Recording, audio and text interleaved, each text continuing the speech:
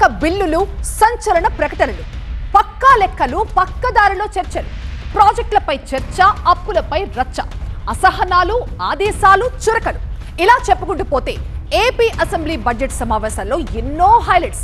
సుదీర్ఘంగా సాగిన సమావేశాల్లో ప్రభుత్వం కొన్ని సంచలన నిర్ణయాలు తీసుకుంది. సోషల్ మీడియా దగ్గర నుంచి శాంతి భద్రతల వరకు ఎన్నో అంశాలు ప్రస్తావనకు వచ్చాయి. ప్రభుత్వం ముఖ్యమైన ప్రకటనలు కూడా చేసింది. 15 రోజుల్లో 72 గంటల 14 నిమిషాల పాటు సభా కార్యకలాపాలు, 122 మంది ఎమ్మెల్యేల ప్రసంగం, 3 కీలక ప్రకటనలు, ఒక లఘు చర్చ, 18 బిల్లులకు ఆమోదం. 16వ శాసనసభకు సంబంధించి 5వ సమావేశాల్లో హైలైట్స్ ఇవి. శాసన మండలి విషయానికి వస్తే 28 గంటల పాటు సభా కార్యక్రమాలు, 115 స్వల్ప వ్యవధి ప్రశ్నలకు మంత్రుల సమాధానం, 18 బిల్లులకు సభ ఆమోదం, 3 అంశాలపై మంత్రుల వివరణ, 2 లఘు చర్చలకు సమాధానాలు. టెక్నికల్ గా చెప్పాలంటే ఓవరాల్ గా ఈసారి అసెంబ్లీ సమావేశాల్లో జరిగింది ఇదే.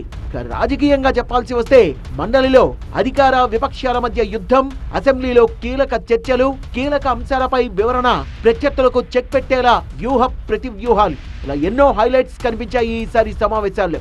ముఖ్యంగా 13 ఏళ్లలోపు పిల్లలు సోషల్ మీడియా వాడకంపై బ్యాన్ విధించే దిశగా ఏపీ ప్రభుత్వం సంచలన నిర్ణయం తీసుకుంది. 90 రోజుల్లోనే దీన్ని అమలు చేసే దిశగా చర్యలు తీసుకుంటామని సీఎం చంద్రబాబు ప్రకటించారు. సోషల్ మీడియా వల్ల పిల్లలకు నష్టం జరగకూడదు అన్నది తమ ఆలోచన అని అంటోంది ఈ ప్రభుత్వం. తొందరలోనే 90 డేస్లో 13 సంవత్సరాల లోపల ఉండేవాళ్ళు సోషల్ మీడియాకు అందుబాటు లేకుండా చేసే కార్యక్రమానికి శ్రీకారం చుడతాం. 13, 16 సంవత్సరాలు చర్చ చేస్తున్నాం. అందరూ ఒప్పుకుంటే దాన్ని కూడా ఏం చేయాలని ఆలోచిద్దాం. అల్టిమేట్గా సోషల్ మీడియా వల్ల మన పిల్లలు నష్టపోవడానికి వీలు లేదు. పాపులేషన్ మేనేజ్మెంట్ పాలసీపై అసెంబ్లీలో ప్రకటన చేశారు సీఎం చంద్రబాబు. ఒకరు వద్దు, ఇద్దరు ఓకే, ముగ్గురు ముద్దు, ఇది కొత్త నినాదం. రాష్ట్రంలో ఏడాదికి 6.7 లక్షల మంది పిల్లలు పుడుతున్నారు. ఇది సరిపోదు.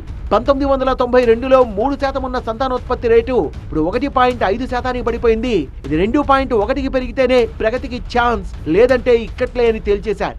జనాభా ఈరోజు మనం కానీ కరెక్ట్గా ప్లాన్ చేస్తే 10 times బెనిఫిట్ వచ్చే అవకాశం ఉంటుంది.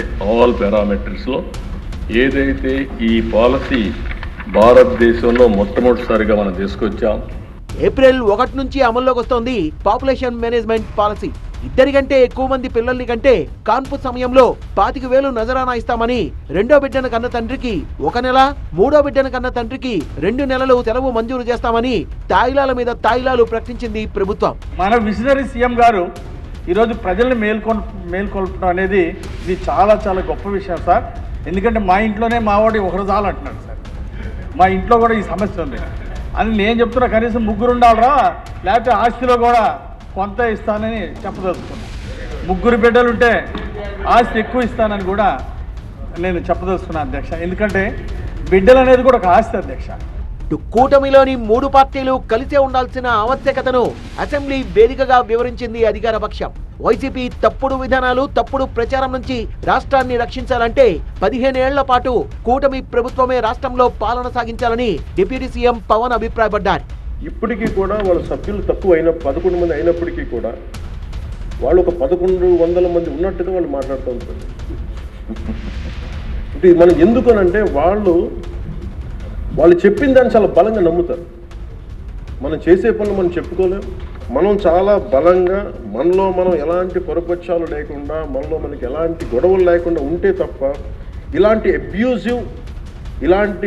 అబ్యూజివ్ వ్యక్తుల సమూహాన్ని మనం ఎదుర్కోలేము అధ్యక్ష. ఈ మధ్యకాలంలో రాజకీయాలనే కాదు, సమాజాన్ని కూడా సోషల్ మీడియా షేక్ చేస్తోంది. ప్రచార మాధ్యమంగా ఉండాల్సిన సోషల్ మీడియా విపరీతంగా దుర్వినియోగం అవుతోంది. నేరాలకు వేదికగా మారుతోంది. అసభ్య పోస్టులతో అరాచకాలకు కేరాఫ్ గా మారింది. వీటికి అడ్డుకట్ట వేయడానికి తీసుకున్న చర్యలు, తీసుకురాబోతున్న చట్టం గురించి ప్రభుత్వం క్లారిటీ ఇచ్చింది. అసత్య ప్రచారం చేయటం, అదేవిధంగా క్యారెక్టర్ అసోసియేషన్ చేయటం, ఇవన్నీ కూడా చాలా ఎక్కువగా జరుగుతున్న నేపథ్యంలో దీని తాలూకా ఇంకొంచెం చట్టాలను కఠినతరం చేయాలనే ఉద్దేశంతోనే ఈరోజు జీవోఎంను కూడా ఏర్పాటు చేసుకుని యాజ్ ఎర్లీ యాజ్ పాసిబుల్ దాన్ని అసెంబ్లీకి తీసుకొచ్చే పరిస్థితి కూడా తీసుకొస్తామని గౌరవ సభ్యులు కూడా తెలియజెప్పుకుంటున్నాం అధ్యక్ష. బడ్జెట్ అంటే కేవలం పద్దుల ప్రకటన కాదు, రాష్ట్ర అభివృద్ధి, ప్రజా సంక్షేమాన్ని జోడెడ్ల బండిలా పరుగులు పెట్టించాలనే సంకల్పం. అందుకే విద్య, వ్యవసాయం, అభివృద్ధి, జలవనరులకు అత్యంత ప్రాధాన్యతనిస్తూ 2026-2027 ఆర్థిక సంవత్సరానికి సంబంధించి అక్షరాల 3,32,205 కోట్లతో ఏపీ బడ్జెట్ ను కూటమి ప్రభుత్వం రూపొందించింది. మిషన్ రాయలసీమపై ఫోకస్ పెట్టిన కూటమి సర్కార్ 30,000 కోట్లతో రాయలసీమకు ప్రత్యేకంగా గ్లోబల్ హార్టికల్చర్ ప్రాజెక్టును ప్రతిపాదించింది. అయితే పర్ఫార్మెన్స్ వీక్, పబ్లిసిటీ పీక్ అన్నట్టుగా బడ్జెట్ ఉందనే విమర్శలు వినిపించాయి. సూపర్ 6 కు ఎంత ఖర్చు పెడుతున్నారు అనే దానిపై ప్రభుత్వం క్లారిటీ ఇవ్వలేదంటోంది వైసీపీ. రాయలసీమ లిఫ్ట్, ఎవరికిచ్చారు గిఫ్ట్, ఈ కాన్సెప్ట్ పైనే ఏపీ శాసనమండలి దద్దరిల్లింది. అంతా మీరే చేశారు, మీ హయాంలోనే ప్రాజెక్టుకు పాతరేశారు అంటూ అధికార విపక్షాలు ఒకరిపై ఒకరు డైలాగుల వరద పారించారు. అసెంబ్లీలో కూడా ప్రాజెక్టుల ప్రస్తావన వచ్చింది. ఇందుకు రాయలసీమ లిఫ్ట్ ఆగిందెప్పుడు, ఆపింది ఎవరు?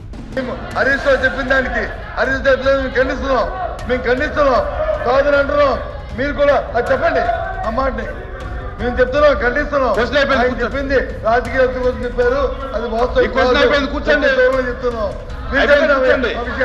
ఆ విషయం 2020లోనే యొక్క ప్రాజెక్టు పోలు నిలిచిపోతే మరి ఈ రోజు మరి చంద్రబాబు నాయుడు గారిని ఎట్లా మాట్లాడతారు అధ్యక్ష? వీళ్ళు మాట్లాడేటువంటి మాటలు.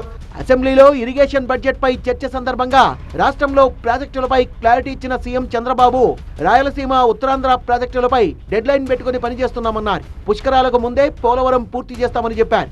20 లక్షల ఉద్యోగాల కల్పన కూటమి పార్టీల ప్రధాన హామీల్లో ఒకటి.